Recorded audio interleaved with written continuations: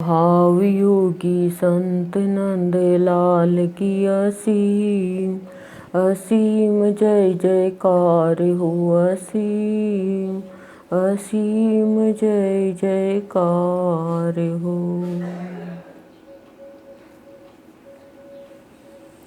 218 number की सदगुरुदेव की अमृत वाणी है आज की।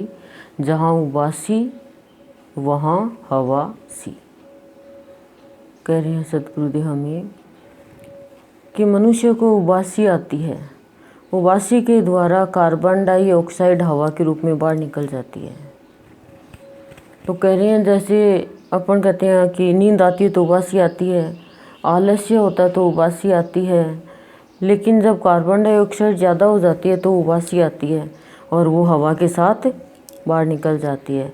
उसी तरह से गुरुदेव करी हैं, जहाँ तूने भक्ति करी, भाव में आ गया तो करें वैसे ही उबासी के जैसे तेरे अंदर के जितने भी विकार है, अभाव है, वो हवा के साथ निकल जाएंगे तुरंत। जैसे हवा है, हवा की क्या विशेषता है, वो कुछ भी पकड़ती नहीं है, छोड़ देती है। जैसे बगीचे के पास से गई तो सुगंध दे दी, गंदे नाले के पास से गई तो दुर्गंध दे दी, सुगंध भी छोड़ दी, दुर्गंध भी छोड़ दी, वो अपना ही गुण लेके चलती है।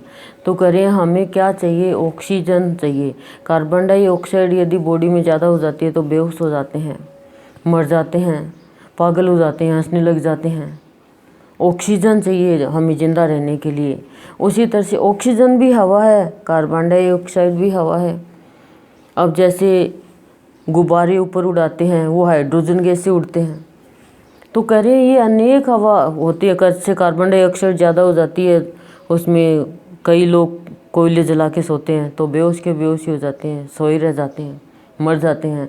तो कह रहे हैं गुरुदेव कि ये प्राणी तुझे जीवन मिला है तो तुझे ये कार्बन डाइऑक्साइड के जैसे काम, क्रोध, मोह, मद, लोभ, ये क्या है, कार्बन डाइऑक्साइड है।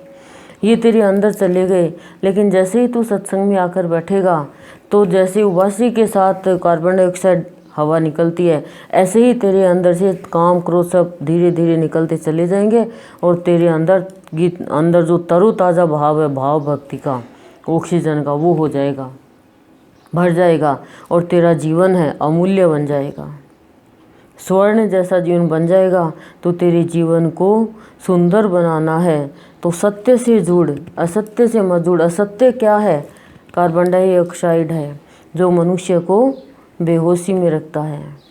बेईमानी, छल कपट, धोखा देना, ये सब कार्बन डाइऑक्साइड है। ये गुरुदेव कह रहे हैं जैसे उबासी के साथ कार्बन डाइऑक्साइड निकलती है, वैसे ही जैसे ही तू मेरी संतमणि करेगा, मेरे प्रवचन सुनेगा, मेरे सत्संग में आकर भजन सुनेगा, भजन गाएगा, प्रार्थना, सदगुरुदेव की स्तुति, सदगुरुदेव की अमृत वाणी भावनी जर्नी की सुनेगा, वैसे ही हवा के जो निकलती है उबासी के साथ कार्बन डाइऑक्साइड, ऐसे ही सारे विकार तुरंत निकल जाएंगे और तेरे अंदर आलस्य है, प्रमाद है, ये ख़त्म हो जाएगा। और जो तू खाली संसारिक खेल में, संसारिक मेल में जो जीवन व्यतीत कर रहा है, उसमें तू नहीं जा कर के तू सच्चाई का खेल खेलेगा, सत्य के रास्ते पे चलेगा और अपने जीवन को अमूल्य बना करके सदगुरु के चरणों में बैठ करके अपने जीवन का सुधार कर पाएगा। जीवन का सुधार कब होता है, जब भाव की धार में कोई प्राणी बह जाता है।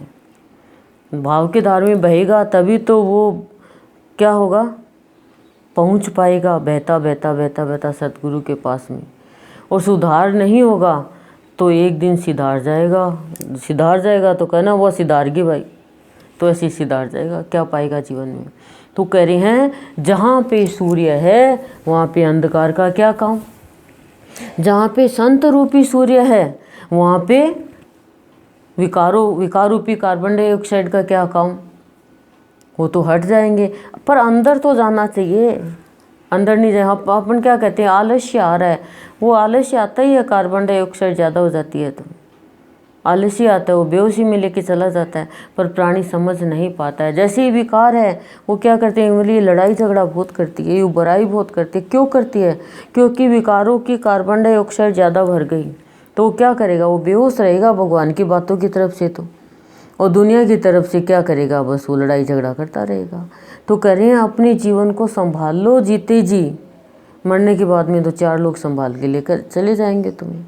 खाली हाय धन हाय धन हाय धन हाय धन, इसमें ही प्राणी जीवन व्यतीत कर देता है, समय व्यतीत कर देता है। और वो धन निधन के टाइम कोई काम नहीं आएगा, कोई भी वो धन निधन के टाइम काम नहीं आएगा। निधन होने से पहले इस आत्मा रूपी धन को पहचान ले कि तू क्यों तो आया है, क्या तूने पाया है, क्या तूने खोया है। थोड़ा ये भी हिसाब लगा ले,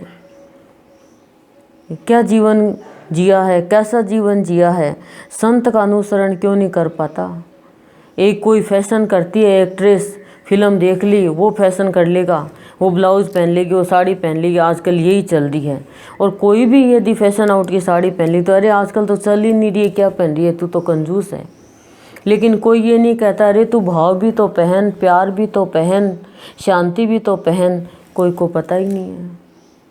सब कह देंगे कि भाई हाँ आज उनके बुलावा जाना है, चलना है क्या, हाँ हाँ मेरे को भी ले लेना। लेकिन सत्संग के लिए कोई नहीं कहता कि आज सत्संग में जाना, क्या कहेंगे, नहीं हमारे तो ये मना कर देंगे, मेरे तो परिवार में आने नहीं देते सत्संग में। लेकिन कोई ये नहीं कहता कि भाई आज उनके शादी में जाना है तो बुलावे में नहीं जाएंगे क्या। खुद पति चला के कहेगा जाना नहीं, तो अपने को भी तो शादी करनी है, तो क्या शादी करनी है तो भगवान को नहीं बुलाना क्या। भगवान कहते हैं तुम मेरे सत्संग में आओगे तो मैं तुम्हारे भी आऊँगा, पर तुम इस बात को जानते ही नहीं हो। तुम तो सोचते भगवान तो इतना छोटा है, प्रसाद बोल देंगे भगवान तो आ जाएगा। वाह, भगवान की क्या, भगवान को कैसी मतलब कैटेगरी में बैठा दिया मनुष्य ने। ये कैसी सोच है, ये सब उबासी के जैसे निकल जाएगी जब सत्संग में आकर के जान पाएगा। पर जानने के लिए जान देनी पड़ती है, ऐसे कैसे जान पाएगा ऊपर ऊपर की भक्ति करने से। अब रोटी है हमने बनाई, रोटी में चने का आटा भी डाल दिया, थोड़ा सा बाजरे का आटा भी डाल दिया, थोड़ा सा और भी आटा डाल दिया, बेसन भी डाल दिया, पर रोटी का पता नहीं चलता है कि रोटी है। पर खाएंगे तो उसके स्वाद का पता चलेगा। अब लोग दूर दूर से ही सत्संग के लिए मना कर देते कि नहीं वहाँ तो क्या है, वहाँ तो कुछ नहीं है, वहाँ तो ऐसा, मंदिर में लाइन लगा लेंगे। तो कह रहे हैं तू सत्संग में आएगा तो तेरे को पता चलेगा कि सत्संग में कितनी तरह का स्वाद मिलता है, सत्संग में आके जीवन कितना स्वादिष्ट बनता है, प्यार में, भाव में, भक्ति में। नहीं जान पाता प्राणी जब तक सत्संग में नहीं आता है तब तक। हम भी तो ये कहते थे अरे इतनी जल्दी सत्संग में चलेगी, घर में काम नहीं है क्या, आदमी तो घर पे बैठा है सत्संग में चलेगी। लेकिन जब सत्संग की लगन लगती है तो पता चलता है कि संभालने वाला तो कोई और ही है। दुष्ट पति भी शिष्ट बन जाता है यदि कोई स्त्री भाव से सत्संग करती है तो। बेईमान पति भी ईमानदार बन जाता है यदि कोई भाव से सत्संग करती है तो। और सद्गुरु को अपना सर्वे सर्वा मानती है तो। भटका हुआ पति भी रास्ते पे आ जाता है यदि कोई सद्गुरु को अपना मान करके और लगन से, भाव से, व्याकुलता से सत्संग करता है तो।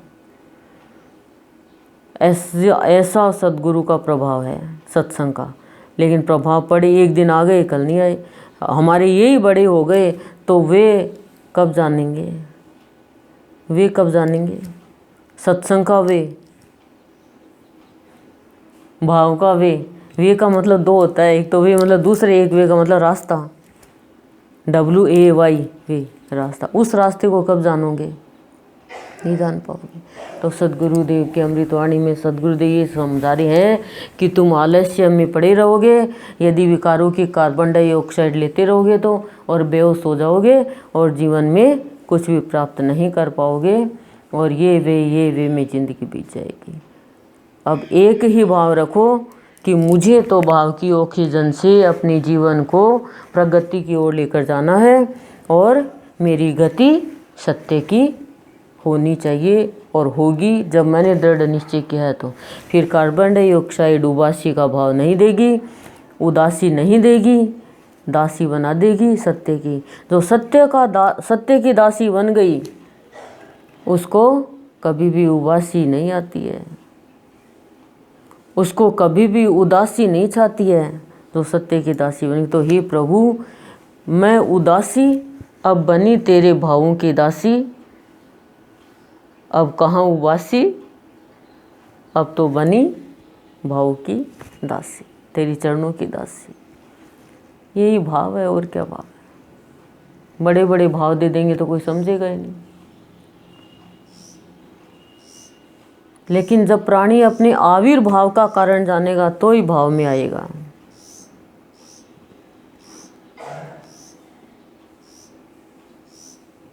ठीक है। ओम।